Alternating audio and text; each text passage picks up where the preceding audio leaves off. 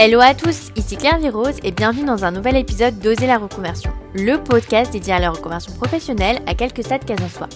Je suis Claire Virose, ancienne avocate, j'ai tout plaqué pour réaliser mon rêve. Je reçois ici chaque lundi un nouvel invité qui a osé la reconversion.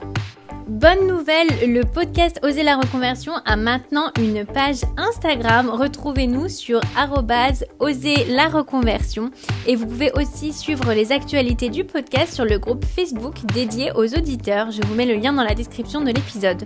Si vous aimez le podcast, abonnez-vous, ça encourage énormément le podcast et surtout laissez un petit commentaire sur Apple Podcast, ça nous aide énormément, merci. Aujourd'hui, j'accueille dans Oser la reconversion Michael. Après avoir été militaire pendant 22 ans, Michael est devenu aide-soignant. À 19 ans, Michael s'engage dans l'armée, un peu par hasard, car il ne se sent pas fait pour des études longues. Il y restera 22 ans, d'abord dans un régiment médical en tant que brancardier secouriste, puis dans un régiment de train. Michael est notamment envoyé sur les terrains de guerre, Kosovo, Mali, Afghanistan. À l'approche de la quarantaine, Michael a l'impression qu'il a fait le tour de sa carrière dans l'armée et a envie de se lancer un nouveau challenge. Il aime le contact humain et se sentir utile. Le déclic pour devenir aide-soignant ? La crise du Covid, le manque de personnel soignant et son envie d'aider. Aujourd'hui, Michael suit la formation au métier d'aide-soignant, diplôme d'État. Une formation d'1 an dans laquelle il alterne cours théoriques et stages. Michael a notamment effectué des stages à l'hôpital et en psychiatrie. Alors avec Michael, on a évoqué comment il est entré dans l'armée, comment il a appréhendé ses missions sur les terrains de guerre, sa passion pour l'humain, sa reprise d'études au sein de la formation pour devenir aide-soignant, l'ambiance au sein de sa promo, la diversité du métier d'aide-soignant et comment il a trouvé sa voie auprès des patients.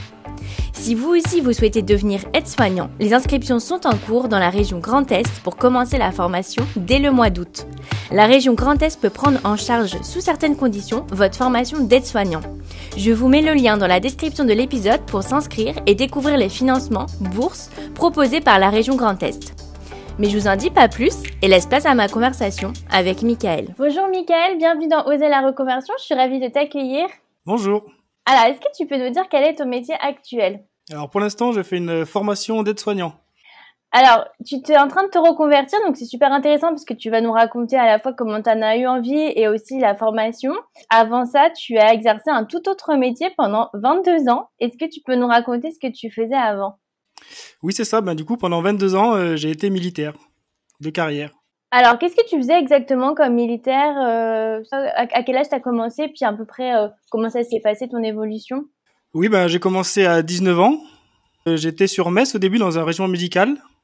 Du coup, j'ai fait 11 ans là-haut. Après, le régiment a fermé. Et puis après, j'ai fait dans un régiment de train sur Toul. Et comment tu avais choisi ton régiment médical ? Tu avais déjà envie de travailler un peu dans le monde médical et en quoi ça consistait ? Alors, en formation, j'avais un BEP sanitaire et social. Et après, quand on s'engage à l'armée, en fait, on va au CIRFA au début. Et le CIRFA nous guide en fait, par rapport à nos envies, nos examens. Et c'est pour ça qu'il m'avait guidé sur un régime médical grâce à mon BEP sanitaire et social. Et ça consiste en quoi ? Alors moi je te demande parce que j'ai aucune idée, hein. Je connais pas du tout le monde des militaires. Alors qu'est-ce qu'on fait quand on travaille dans un régiment médical ? Il y a plein de spécialités différentes. Hein. La plus grosse spécialité du régiment médical, c'est les brancardiers secouristes. Donc ce qui consiste sur le terrain à prodiguer les premiers soins en cas de conflit ou de transporter les blessés. Mais après, à côté de ça, il y a tout autre aspect aussi. Il y a le monde NBC, il y a le monde, tout ce qui est le transport aussi. Et toi, tu as été envoyé comme ça sur les terrains de guerre ? Oui, ça s'appelle des OPEX. Alors les missions, elles durent 4 mois ou 6, ça dépend le territoire où on va. Et puis non, c'est pas là. En fait, ça se fait une fois tous les 2 ans à peu près, en fonction du régiment, en fonction des demandes. Et tu as été où ? Kosovo, Mali, Afghanistan, tous les conflits en fait qu'il y a actuellement et qu'on entend aux infos. Hein. Et comment tu avais eu envie de t'engager en tant que militaire ? Échec scolaire. Donc c'était un peu plus un choix par défaut, tu dirais ? Oui. Et puis il fallait trouver à faire quelque chose. Après l'opportunité de l'armée, c'est bien ça. Enfin, l'armée recrute donc. Et ça t'a plu après quand tu y étais ? Bon, t'es quand même passé 22 ans, donc c'est quand même assez long, même si t'as changé bien sûr au fur et à mesure. Mais comment ça s'est passé pour toi ? Carrément, hein, en fait, moi je regrette pas du tout mon choix. J'ai passé 22 ans de ma vie où je me suis éclaté et j'ai adoré faire tout ce que j'ai fait. La vie en collectivité, la cohésion, l'esprit de groupe, tout ça c'est exceptionnel, le dépassement de soi-même, puis on voit plein de choses en fait à l'armée. On côtoie des gens différents, chaque jour est différent en fait, on ne fait jamais la même chose comme à l'usine où ça va être routinier là, c'est pas du tout ça. Un coup on va sur le terrain, un coup on part en OPEX, un coup on s'entraîne, un coup on va tirer, un coup on va dormir dehors, je pense, c'est chaque jour n'est pas pareil. Et comment ça se passait quand tu partais en mission, du coup comment tu te sentais? T'aimais bien ou Ah c'est non pas... non, moi j'ai adoré partir, hein. Du coup avant chaque mission il y a une préparation de 4 mois à peu près. Du coup, là, on connaît l'équipe avec qui on part et on travaille ensemble. Du coup, l'esprit de cohésion commence à venir là. Puis pendant 4 mois, on nous forme et puis on a des instructions sur le terrain où on va, les missions qu'on va faire. Et puis voilà, une fois que les 4 mois sont passés, qu'on a réussi, on a réussi un peu tous les tests qu'il faut faire, et ben après, on est envoyé sur le théâtre qu'on doit aller. Et ça se passe comment, du coup? Toi, t'étais excitée, en même temps, t'avais pas peur? Enfin, c'est quoi l'ambiance? J'imagine, c'est un mélange. Ouais, c'est un peu un mélange, mais non, je pense pas qu'on ait peur parce que cet effet de groupe et de cohésion oublie un peu la peur là, parce qu'on est tous ensemble. Du coup, non, pas de peur ni d'angoisse parce qu'après on est bien informé, on est bien dirigé, tout nous est bien expliqué. Maintenant, à l'heure actuelle, on a la chance d'avoir en plus le Wi-Fi sur les territoires, donc on peut encore discuter avec notre famille. Donc non, non, tout est bien réglé, tout est bien emmené pour que la mission se passe au mieux et qu'on n'ait pas à se soucier de toute autre chose qui pourrait être nuisible pour nous. Hein. Non, c'est très bien. Alors, comment ça s'est passé? Donc, t'as fait ça pendant 22 ans. Oui. Et comment t'as eu envie de changer? Pourquoi j'ai envie de changer? Alors, je me suis bien éclaté, je suis monté en grade, j'ai vu un peu plein de choses, et puis à un moment, on vieillit un peu, on a envie de voir autre chose peut-être, un petit peu fatigué, donc je voulais retourner dans le civil avant qu'il soit trop tard aussi, parce qu'à 40 ans, je pense que c'était le bon âge pour retourner dans le civil. Voilà, je voulais voir autre chose, changer. J'avais fait mon petit bonhomme de chemin à l'armée, j'avais fait le tour, je pense avoir à peu près tout vu, donc je voulais me lancer un autre challenge. Tu penses que t'avais envie d'un peu plus de stabilité? Peut-être aussi, oui, permettre de voir les enfants grandir, de se poser un petit peu, ça peut y jouer aussi. Quand on est jeune, on aime bien partir, vadrouiller. Après, c'est vrai qu'avec l'âge, on a peut-être envie de se sédentariser un peu plus, effectivement, oui. Et donc, c'est quand t'as été militaire que t'as commencé, t'étais déjà un peu du côté des soignants. Oui. Alors, comment ça s'est passé pour toi, justement? Peut-être, comment t'as découvert un peu ce monde et puis qu'est-ce qui t'a plu? Maintenant, on faisait de l'aide médicale gratuite, là, quand on partait dans les différents pays, exemple le Tchad ou d'autres pays. Donc, je trouvais ça très intéressant et très humain. Donc, je crois que c'est ce côté humain, surtout, qui m'a plu et qui m'a fait revenir sur mon premier métier, si on peut dire ça, là, sur la santé. Et donc ça consiste en quoi? C'est vous traitez vous aidez la population locale, en fait? C'est ça, exactement, en fait, ouais. Avec des vaccins, par exemple? Ouais, enfin, plus des soins appropriés à la personne en fait. Je sais pas, il y a quelqu'un qui s'est blessé, un civil qui est blessé, ben on va le soigner, lui faire des pansements parce que ils ont pas tout ce qu'il faut au niveau médic. Et c'est à ce moment-là, du coup, que tu t'es dit que tu avais plus envie de soigner des civils que des militaires? Ah non, en fait le militaire sera soigné en priorité en fait, mais le militaire n'est pas tout le temps blessé ou se fait mal, donc du coup après on offre des soins aux civils gratuitement en fait. Et donc, tu avais eu ta formation, tu étais déjà formé à ces premiers soins avec les militaires? Oui c'est ça, ouais. On avait passé des examens qui restent que mili, hein, c'est interne. Du coup le brancardier secouriste. Et puis après on a tout ce qui est la FPS à l'époque là, ou PSC1, SC1, je sais pas si ça parle, mais c'est des formations qui sont valables dans le civil aussi, ça. Des gestes de premier secours en fait. Comment ça se fait un peu le cheminement dans ta tête, justement, de te dire j'ai envie de devenir aide-soignant? Une fois qu'on décide de quitter l'institution nous accompagne en fait. On a droit à une reconversion. Mais quand on monte notre projet de reconversion, c'est à nous de dire ce qu'on veut faire. Il nous accompagne, mais il faut qu'on vienne avec un projet, et un projet viable en fait. Donc c'est à nous de trouver notre sujet, de se pointer le jour à la reconversion avec une idée. Et du coup, moi je suis revenu sur mon choix de la santé par rapport à ce que j'avais fait aux régions médicales. Et d'où le fait de faire être soignant. Et tu dirais que le Covid, ça a eu un déclic pour toi? Puisque donc pour les auditeurs, peut-être tu as commencé ta formation en août 2022, donc c'est en cours.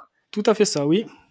Effectivement, quand j'ai vu la vague de Covid arriver là et tous les problèmes qu'il y avait avec les soignants, je me suis dit que oui, c'était un endroit où il me manquait énormément de monde et si je pouvais contribuer à diminuer ce manque de soignants, et ben pourquoi pas. Oui, alors peut-être pour les auditeurs, donc toi, tu es situé dans la région Grand Est, donc c'est une région qui a été beaucoup touchée par le Covid, hein. Effectivement, oui. Toi, tu as été touché de près, justement? Ah non, j'ai pas eu de cas Covid chez moi. Non, j'en ai pas connu plus que ça. Et oui, c'est vrai que ça a été aussi une aide à mon choix de ma reconversion parce que j'ai vu que les soignants étaient vraiment pauvres à ce moment-là. Tu dirais peut-être que tu t'es dit que tu avais pas forcément besoin d'aller loin pour aider les autres, que ça pouvait se faire plus près. Comme d'habitude, tu partais en mission sur les terrains de guerre pour aider d'autres populations. À ce moment-là, est-ce que tu penses que tu t'es dit, ah bah finalement, les personnes à côté de chez moi, elles ont aussi besoin d'aide et je peux les aider? Oui, effectivement, c'est tout à fait ça. Je me suis dit, oui, continuer à pouvoir apporter sa petite pierre à l'édifice en restant en France finalement et en passant juste une formation d'aide-soignant de 10 mois et finalement, oui, je pourrais contribuer à continuer à aider la population. Et alors, du coup, est-ce que tu peux nous parler justement de ta formation? Donc, la formation, ça dure 10 mois. Et comment ça s'est passé, la sélection? Est-ce qu'il y a des concours et des examens? Comment ça se passe? Alors effectivement, moi c'est une formation qui dure 10 mois, c'est un cursus complet.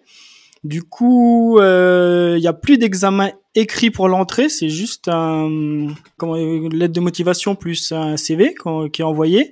Là-dessus, soit on est retenu ou pas en fonction du CV de la lettre de motivation. Et après, on a un oral à passer. Et ça dure combien de temps l'oral? Est-ce que c'était difficile? Quel type de questions tu as? Alors un oral simple, hein, ça a duré 20 minutes, faut aller se présenter, points positifs, points négatifs, le truc un peu basique qui se passe partout, hein, donc ah oui, par contre quand on ressort de 20 ans de Milly, on sait plus trop se présenter, on a perdu un peu le fil de tout ça, donc oui, non, un truc assez simple, et après voilà, ça on est parti pour 10 mois de formation. Peut-être pour les auditeurs, du coup, c'est en ce moment les inscriptions pour justement la formation et ça commence après en août, hein, c'est ça? C'est ça, exactement. Moi, mon école, Ouais. qui se situe à Pont-Saint-Vincent, c'est ça. On a démarré le 30 août l'année dernière et on finira le 14 juillet de cette année. Donc c'est ça, les inscriptions sont ouvertes, là, c'est ça. Et puis je crois que c'est mi-juin là pour tout ce qui est les entretiens oraux. Et après, comment tu as financé ta reconversion? Donc toi, tu as financé via la cellule de reconversion au sein des militaires, c'est ça? Et exactement, c'est eux qui m'ont financé une partie et moi j'en ai une toute petite partie de ma poche en fait. Alors après, je sais qu'il y a différents en fonction de ma classe, là, il y en a que c'est le Grand Est qui leur paye la formation. Après, il existe il y en a aussi qui sont en cursus partiel, donc c'est leur entreprise qui leur paye la formation et eux, derrière, ils doivent des mois à l'entreprise.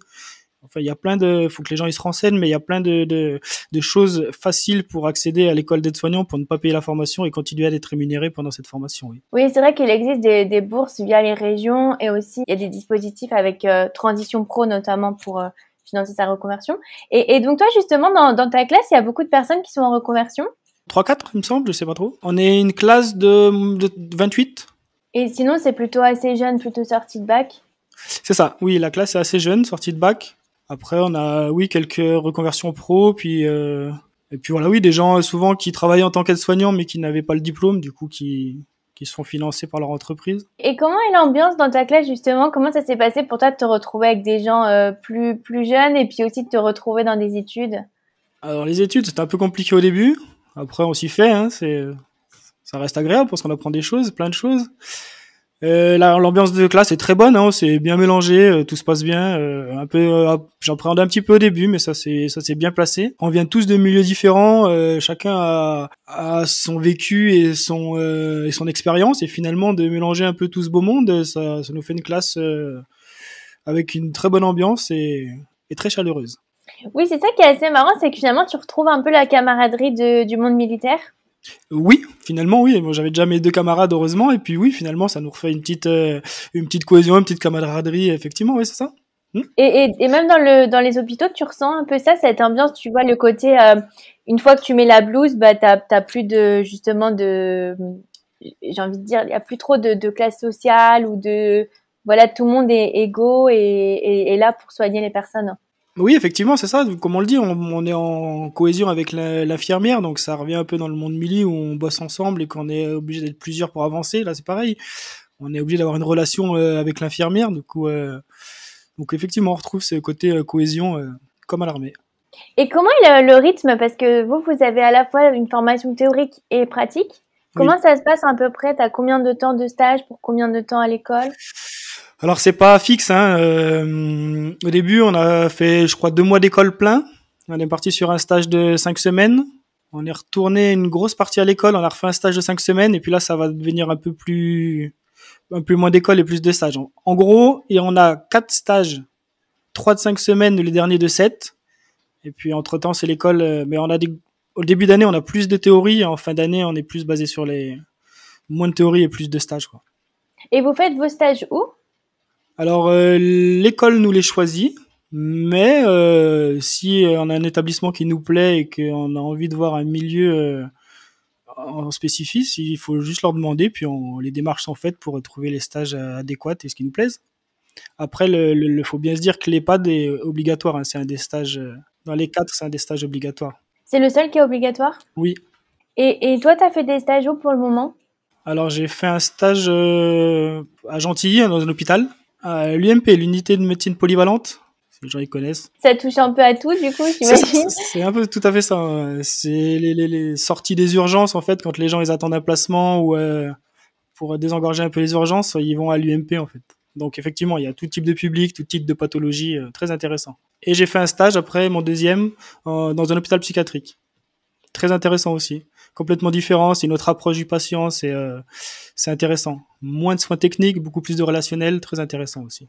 Alors celui-là, c'est un choix de ma part. Moi, j'ai demandé à faire le stage en psy pour découvrir le milieu, je connaissais pas. Et comment tu le sens maintenant? Qu'est-ce qui t'attirait comme t'aimerais travailler où à la fin de ta formation? Je sais pas du tout, il me reste encore 2 stages, du coup j'ai encore des milieux à découvrir, donc je sais pas, bonne question, je sais pas du tout. J'attends de faire mes 4 stages et puis je verrai. Donc tu vas faire après EHPAD et quel quatrième? Et après je vais en chirurgie cardiovasculaire pour finir. Ah oui, donc c'est vraiment très très varié. Oui, c'est ça. Mais c'est le but, je pense, d'avoir des stages variés pour découvrir plusieurs milieux. Je pense que c'est le plus intéressant, oui. Et comment ça se passe à la fin? Vous pouvez vraiment choisir, il y a de la place partout, tu peux aller où tu veux? Alors, à l'heure actuelle, je vais peut-être pas partout, mais oui, je pense il manque tellement de soignants que oui, il y a des places un peu partout, hein. La personne qui se sent plus à l'aise dans le milieu du handicap ou la personne qui se sent plus à l'aise avec les personnes âgées, je pense qu'il y a des places vraiment partout, hein. Alors, j'ai peut-être pas un CDI dès le début, mais je pense que oui, le monde des soignants est tel qu'en tant qu'infirmier ou AS, il y a vraiment des places partout, hein. Et comment ça se passe au niveau de la rémunération? C'est à peu près la même rémunération partout, peu importe l'endroit où tu travailles? Ah, ce sera toujours différent entre le public et le privé, mais il faut faire une fourchette entre je sais pas, 1004, 1008. Donc c'est pas forcément quelque chose qui va déterminer ton choix, c'est plus l'ambiance. L'ambiance et puis surtout le service, je pense que c'est vraiment ça, faut aimer ce qu'on fait. Il y a des gens qui, comme je dis, qui seront plus à l'aise sur le côté relationnel, qui seront plus à l'aise avec le milieu du handicap, d'autres qui seront plus à l'aise sur les soins techniques, sur les toilettes, sur les choses comme ça. Donc je pense que oui, le salaire c'est pas important, faut que la personne il soit à l'aise dans ce qu'il fait et automatiquement il rendra l'appareil aux personnes s'il est à l'aise dans ce qu'il fait. Alors c'est vrai que tu l'as abordé rapidement, mais quand on fait la formation d'aide-soignant, après au bout de 3 ans, on peut devenir infirmier, on peut passer les concours. C'est ça. Est-ce que toi c'est quelque chose que tu envisages? Pas pour l'instant. J'ai déjà fait un an d'école, alors j'étais pas trop scolaire, donc je vais souffler un petit peu, mais c'est une opportunité, hein, je sais pas, on verra plus tard. Et c'est vrai qu'effectivement, c'est quelque chose qui est bien dans le métier d'aide-soignant, c'est que finalement on n'est pas saturé. On se dit on a encore une marge de progression si vraiment la personne elle y prend du plaisir et elle a envie d'évoluer. Et quelle est la différence peut-être pour les auditeurs entre le quotidien d'un aide-soignant et le quotidien d'un infirmier? Parce que, alors moi j'ai l'impression que l'aide-soignant justement il va peut-être être plus proche des patients, il va peut-être faire moins d'administratif ou je sais pas comment ça se passe, quelle différence tu vois toi entre les deux?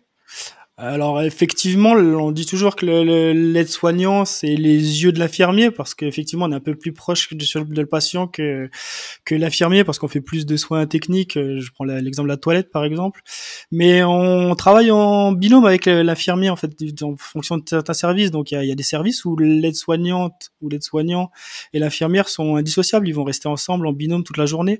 Ça dépendra du service dans lequel on bosse, mais effectivement, si on prend le cas de l'EHPAD, oui, l'aide-soignant a les yeux de l'infirmière parce on est plus en contact avec les résidents.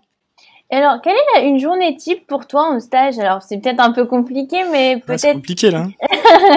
peut-être justement, est-ce que tu peux nous raconter un petit peu les différences ou ce que tu as vu, toi, le quotidien? Ça reviendra au même, ça dépendra à quel stage, ça dépendra à quel service, ça dépendra. C'est très dur. Il n'y a pas de journée. Enfin, il n'y a pas de journée type en fonction du service où on va tomber. Ça sera en EHPAD. Ben, les matins, il faudra faire les toilettes des personnes. À midi, il faudra faire une aide au repas. L'après-midi, ça sera plus amené sur l'animation. Et puis le soir, on est reparti sur de l'aide au coucher. Ça serait une journée type, par exemple, sur une EHPAD, par exemple. Et je voulais te poser la question aussi, est-ce qu'à la fin de ta formation, tu peux devenir aide-soignant, mais à domicile? Oui, oui. Il existe les infirmières à domicile et ouais, soignants à domicile, oui. Parce que c'est assez intéressant dans ta formation et dans ton futur métier, c'est que c'est très diversifié, donc c'est difficile de parler peut-être très concrètement. Comment tu te renseignes un petit peu justement pour savoir tout ce qui existe? Il y a une bonne communication? Comment tu as un peu les infos pour savoir tout ce que tu peux faire? Alors nous à l'école, donc c'est des infirmières qui nous font les cours. Donc là-dessus elles sont calées. On a un peu toutes les infos. Le secrétariat aussi a toutes les informations sur nos questions. Donc on est bien aiguillés, on est bien aidés. Donc moi je passe soit par mon secrétariat, soit par mes professeurs. Et alors, ça te plaît? Est-ce que c'est comme tu l'imaginais? Oui. Sinon je serais parti vu que j'avais la chance de pouvoir retourner à l'armée. Donc oui, si je suis content de mon choix de reconversion. Non, bah après sur le côté positif, effectivement, tout le côté relationnel, humain, là je l'ai retrouvé et c'est vrai que là on s'éclate, on passe des bons temps avec les gens, il y a un échange qui est fait et le moindre sourire, le moindre merci, bah c'est gratifiant. Et comment ça se passe avec les patients, justement? C'est comme tu l'avais imaginé? Est-ce que tu peux nous raconter? Est-ce que parfois tu crées des liens avec des patients? Bah, on est obligé de créer des liens avec les patients, on les voit toute la journée, on est là pour eux, donc oui, dès qu'ils ont besoin, ils sonnent, on vient, donc c'est sûr qu'il y a des liens qui se créent automatiquement, oui. Est-ce que toi, t'as tes préférés un peu ou? On n'a pas des patients préférés, faut pas, mais il y a toujours des gens avec qui on aura plus le feeling, où ça passera plus, on discutera plus. Après, faut prendre tout le monde pareil, hein, les pénibles comme les plus gentils, mais oui, bah, c'est comme dans la société actuelle, vous avez plus d'affinité avec certaines personnes qu'avec d'autres, hein. Mais en vrai, ils sont tous gentils. Est-ce que tu aurais une anecdote à nous raconter justement de une histoire qui s'est passée avec un patient ou... Là, j'étais en hôpital psy et du coup, on s'occupait des TCA, c'est des personnes qui ont des troubles du comportement alimentaire. Effectivement, il fallait accompagner la personne au repas parce qu'elle avait du mal avec la nourriture. Enfin, l'aspect de la nourriture lui donnait envie de vomir ou des fois elle n'avait pas faim. Enfin, il fallait qu'elle retrouve goût à la nourriture et à l'appétit. Et effectivement, quand la personne, vous avez la chance qu'elle accepte que ce soit vous qui descendiez avec elle au réfectoire et puis qu'elle prend son repas, enfin qu'elle prend les quelques cuillerées qu'elle peut avaler, qu'elle ne les vomisse pas, ben ouais, c'est gratifiant parce que c'est gagné quoi. Ouais, à ce moment-là, t'étais fière. Oui, on se dit voilà, c'est bon, on a gagné quelque chose, au moins aujourd'hui.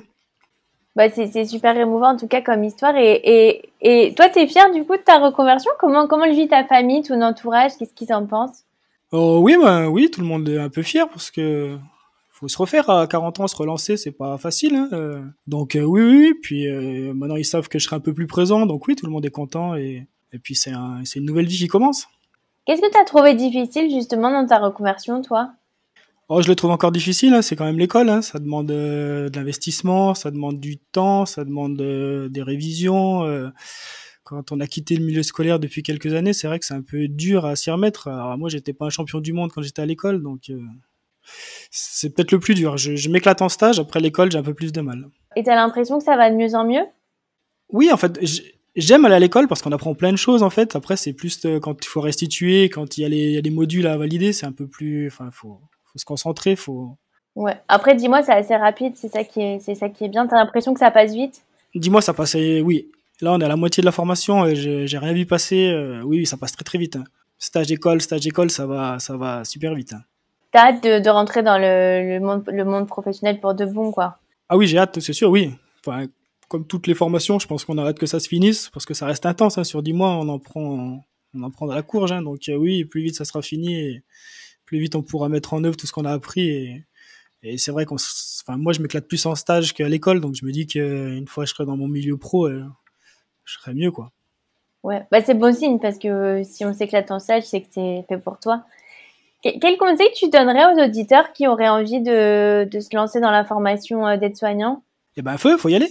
Faut pas hésiter, hein. Ah oui, hein. Faut se lancer, faut y aller, faut vivre sa vie. On en a qu'une, hein. Donc, faut le faire, faut se lancer.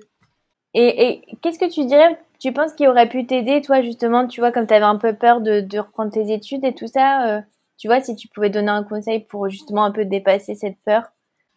Eh ben, peut-être d'aller sur Internet un peu. Et maintenant, il y a plein de bouquins qui sont bien faits sur l'école d'aide-soignant, sur les modules qu'il y a à réviser. Donc, comme ça, les gens, ils peuvent déjà un peu se mettre le nez dedans. Ils verront un peu les choses qui a à réviser. Donc, peut-être que ça peut permettre de se dire, ah ouais, bah ça, je suis capable, je connais, je vais y arriver. Comment est l'ambiance, ça va? Tu te sens accompagné? C'est Ah assez oui, oui, oui. sympa? Alors là, si je peux vendre mon école, on est plus qu'accompagné. Oui, carrément, hein. Venez à Pont-Saint-Vincent, hein. Ouais, je mettrai le lien en tout cas. Yes. Non, non, oui, très bonne école. Moi, je suis très bien accompagné. On est une petite classe déjà. On a plusieurs professeurs, donc ça permet d'échanger différemment. Les cours changent. Non, non, très, très bien accompagné. Ouais. Et comment tu t'organises avec ta vie de famille, ta vie perso, bah, pour faire ta reconversion? Bah là, c'est même plus facile qu'à l'armée parce que j'ai des horaires fixes. Je sais à l'avance mes horaires. Enfin, c'est encore plus simple que ce que je faisais avant. Donc, c'est plus facile. Je connais mes horaires de cours qui sont 8h30, 16h30. Quand j'arrive en stage, le premier jour, j'ai mon planning pour les 5 semaines. Trop facile. Non, moi, j'ai eu aucun problème pour l'instant. Et tout est fluide. Si on a vraiment un problème, les stages ils sont avenants et on peut changer. Il y a vraiment aucun problème, hein. Quelles qualités sont nécessaires pour devenir aide-soignant? Toi, quand tu vois un aide-soignant, qu'est-ce que tu penses qu'il faut avoir pour exercer ce métier? Faut aimer le relationnel. Faut avoir de l'empathie. Faut être disponible. Faut être avenant. Voilà, souriant et puis bien aimant. Et qu'est-ce qui te plaît le plus, toi, dans le métier d'aide-soignant? Ouais, je pense que c'est le relationnel, hein, le relationnel avec les patients, la discussion, l'échange, tout ce côté-là là, qui est, je sais pas, c'est excellent. On apprend plein de choses sur les gens, on discute, ils nous racontent leur vie, enfin, Tu t'ennuies jamais et puis t'as le sentiment d'être utile. c'est ça, ouais. Puis ça les rassure, on discute, on n'est pas obligé de parler de leur maladie ou de leur pathologie, on parle d'autres choses. Donc oui, ce côté ouais, relationnel, bienveillant, ça j'aime bien. C'est vrai que de mémoire, les aides-soignants, en tout cas à l'hôpital, c'est vraiment ceux qui passent beaucoup de temps avec les patients. Et c'est vraiment ce côté, pour des patients aussi qui n'ont pas forcément l'occasion de voir leur famille ou voilà, qui sont peut-être un petit peu seuls, c'est vraiment super important et ça va au-delà en fait du médical en fait. C'est vraiment ce côté présence, contact et aussi ça permet de rassurer les patients. Oui, tout à fait, c'est ça, ouais. Oui, tout ce côté autre le soin, mais tout ce côté relationnel, humain en fait, humain tout simplement, ouais. Et c'est vrai que les gens attendent que ça souvent quand ils sont sur leur lit d'hôpital, qu'ils attendent X examens ou qui, ben, ne serait-ce que discuter, un sourire, bonjour, échanger 5 minutes, voilà, ça fait du bien, ça. Et comment est l'ambiance dans les hôpitaux? Alors moi, j'ai fait que 2 stages, hein, mais moi j'ai trouvé une super bonne ambiance, hein. Enfin, on est obligé de bosser ensemble pour faire avancer la machine, donc non, bonne ambiance. Moi, en tant que garçon, j'ai été plus que bien accepté parce que c'est vrai que souvent les garçons, on est un peu plus costauds, donc des fois pour faire des transferts ou des choses comme ça, les infirmières, elles aiment bien avoir des garçons. Et non, moi j'étais très bien accepté partout où je suis passé et ça s'est très très bien passé. Il y a plus de femmes que d'hommes dans le métier d'aide-soignant? Ah, il y a plus de femmes que d'hommes, oui. Mais à combien tu dirais? Enfin, vous êtes combien par exemple dans votre classe? Ah ben, on est 3 garçons. Ah ouais. On a déjà un peu parlé, mais qu'est-ce qui te plaît le plus, tu dirais, dans ta nouvelle vie? Donc, tu dirais la stabilité, le contact humain?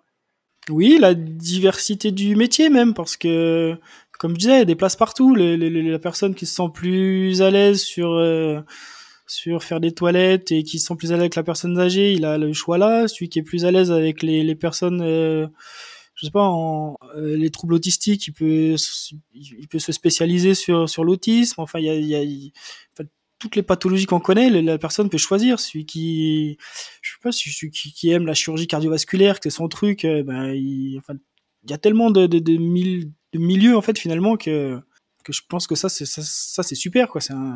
C'est une ouverture sur plein de choses. Et puis la personne que, je sais pas, au bout de 10 ans, elle en a marre de faire un peu de l'EHPAD, elle va aller voir autre chose. Il y a des places partout, c'est ouvert, hein. Et comment ça se passe, par exemple? Toi, tu décides d'aller en psychiatrie. Est-ce que, par exemple, tu peux avoir des formations après internes pour continuer de te spécialiser, un peu mieux comprendre les troubles? Alors ça, je pense que oui, c'est faisable. Faut voir avec la cadre du service après et lui demander de faire des formations ou de se spécialiser si vraiment on trouve le métier sympa. Je pense que oui, c'est oui. Ouais, en fait, ce qui est super intéressant, c'est que c'est vraiment une formation qui est plutôt facile d'accès puisqu'il n'y a pas de conditions de diplôme, il n'y a pas de gros examens ou de concours pour rentrer. Et surtout, c'est une formation qui est assez courte de 10 mois. Et après, c'est vraiment très diversifié, en fait. On peut vraiment tout faire et puis continuer de progresser, en fait. Moi, je vois ça comme ça, oui, c'est ça. Il y a tous les milieux de l'hôpital qui sont ouverts, tous les milieux des personnes en situation de handicap, tous les personnes âgées. Enfin, à l'hôpital, déjà, il y a plein de services, donc la personne peut choisir où elle a envie de bosser. Et effectivement, après, on n'est pas saturé. Si la personne y prend du plaisir, elle peut monter infirmière cadre. Enfin, il y a plein de... Oui. Mais est-ce qu'il y a quelque chose qui t'a surpris, que tu as découvert en arrivant en stage? Moi, il y a rien qui m'a surpris, en fait. Je pense qu'on a tous au moins été une fois à l'hôpital, visiter quelqu'un ou, donc, en fait, c'est un milieu qu'on connaît quand même pas bien, mais on l'a tous au moins été une fois aux urgences, emmener quelqu'un, malheureusement, ou visiter quelqu'un à l'hôpital, ou même aller voir quelqu'un qui a accouché. Donc, finalement, on a déjà côtoyé un peu des soignants, on a déjà vu. Donc, non, j'ai pas eu de grosses découvertes ou de grosses surprises. Et ils sont bien accueillis, les personnes en reconversion dans le monde des aides-soignants, le monde médical? Ah oui, complètement. Quand on arrive, on a déjà un certain âge, on est peut-être plus... Il y a certaines situations qui sont peut-être plus faciles à gérer que quelqu'un qui est un peu plus jeune et qui sort d'école, qui a moins d'expérience de la vie, tout simplement. Ouais, puis j'imagine aussi avec les patients, c'est peut-être plus facile de créer des liens quand on est un peu plus âgé que quand on a 18-19 ans. Exactement, les sujets de discussion sont peut-être plus fluides, et il y a plein de choses qu'on a vécues ou qu'on peut en discuter, oui, c'est sûr. Je pense, oui. Et puis, les patients discutent peut-être plus avec quelqu'un d'un peu plus âgé que quelqu'un de plus jeune, ou le fait de casser la distance est plus difficile, peut-être, ouais. Tu parles de ta reconversion, justement, avec tes patients? Bah, souvent, ça les intrigue, ouais. Comment ça se fait qu'un militaire, il se retrouve là avec sa blouse blanche? Oui, souvent, c'est des questions qui reviennent assez souvent, oui. Ouais, ils te posent quoi comme question? Bah, ça, là, mais qu'est-ce que vous faites là? Si vous étiez militaire, et puis, bah, là, un peu la même chose que toi, là, finalement. Quels auraient été les choix? Pourquoi t'es là? Qu'est-ce qui te plaît? Ouais, ça les intrigue un peu. C'est vrai que les gens pensent pas que j'étais militaire avant, hein. Alors, dernière question, c'est toujours la question que je pose à la fin. C'est quoi pour toi une reconversion réussie? Eh ben, une reconversion réussie, on prend le cas de l'aide-soignant, c'est d'avoir son diplôme là à la fin de ma formation. Et puis c'est de s'éclater dans ce qu'on fait. Si on a fait une reconversion pro comme moi là, et des fois c'est vrai qu'on sait pas trop où on met les pieds, et je pense qu'au bout des 10 mois de formation, c'est bon, on a fait le tour de la question, et si j'ai mon diplôme en poche et que je continue à m'éclater dans ce que je fais, je pense que ouais, j'ai réussi ma reconversion. Et toi, quand tu as commencé ta formation, tu t'es dit tout de suite, c'est bon, c'est fait pour moi? On a des appréhensions, donc comme j'ai dit au début, on a démarré par beaucoup d'écoles, donc là c'était de l'apprentissage, donc on se dit ouais, est-ce que ça va nous plaire, est-ce que oui. Après c'est vraiment une fois que j'ai fait mon premier stage que ouais, je me suis dit ouais, si c'est un peu ce que je recherchais, j'ai retrouvé le relationnel, la cohésion d'équipe, donc ouais, je dirais pas qu'au début je me suis dit ouais, c'est bon, c'est pour moi, mais une fois que le premier stage était passé, j'ai dit ouais, je pense que j'ai fait le bon choix. En tout cas, je mettrai les liens pour les auditeurs qui ont envie d'aller dans ton école et de s'inscrire à la formation. Merci en tout cas énormément, Mickaël, pour ton témoignage et tout ce que tu as partagé. Et tu nous tiens au courant quand tu auras ton diplôme. En tout cas, je suis sûre que ça va très bien se passer. On te souhaite bonne chance pour la suite. Ça marche, merci beaucoup. Si vous aussi vous souhaitez devenir aide-soignant, les inscriptions sont en cours dans la région Grand Est pour commencer la formation dès le mois d'août. La région Grand Est peut prendre en charge, sous certaines conditions, votre formation d'aide-soignant. Je vous mets le lien dans la description de l'épisode pour s'inscrire et découvrir les financements, bourses, proposés par la région Grand Est. Si vous avez aimé l'épisode, abonnez-vous et laissez-moi un commentaire si vous écoutez l'épisode sur YouTube. Et si vous écoutez l'épisode sur Apple Podcast, abonnez-vous, laissez une note 5 étoiles et un avis. C'est ce qui donne le plus de visibilité à ce podcast. N'hésitez pas à en parler autour de vous et à partager l'épisode sur les réseaux sociaux pour aider un plus grand nombre à oser la reconversion. Si vous voulez prolonger la discussion, rejoignez le groupe Facebook du podcast, je vous mets le lien dans les notes de l'épisode. Ensuite, si vous cherchez toutes les notes avec les références, allez dans le détail du podcast. Si vous souhaitez devenir annonceur, me proposer un invité ou me poser vos questions, je serai ravie d'y répondre sur Instagram ou sur YouTube sous le pseudo Claire Virose ou par mail à l'adresse clairevirose@gmail.com.